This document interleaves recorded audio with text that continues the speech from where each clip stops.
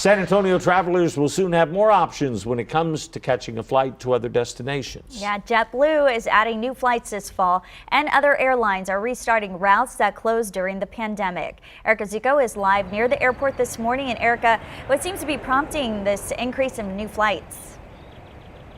Well, Audrey and Barry, we're seeing a lot more people starting to fly, and we're going to break down those numbers in a second. But first, as you guys mentioned, San Antonio International Airport just announced that it's going to be adding those direct flights to New York City and Boston. But we're not the only airport that's doing so. Airports in Richmond, Indianapolis, Huntsville, Bangor all recently mentioned that they will be starting new flights at their locations as well. The latest CDC guidance recommends getting vaccinated before flying and says vaccinated travelers don't need to get tested before or after travel unless their destination requires it.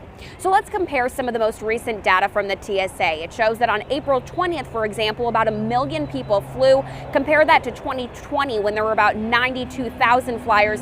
Same deal on April 19th, about 1.4 million flyers compared to about 99,000 the year before. And April 18th, about 1.5 million people flying. Compare that to 100,000. Those are national numbers. Now, it's important to note these were still really only about half of what we saw in 2019, but still a really big increase from what we saw at the start of the pandemic. Still a lot of business travel not happening because of that remote work, but we are seeing some different numbers there. Again, here at San Antonio International Airport, new flights starting to New York City and Boston soon. Erica Zuko, KENS 5 Eyewitness News.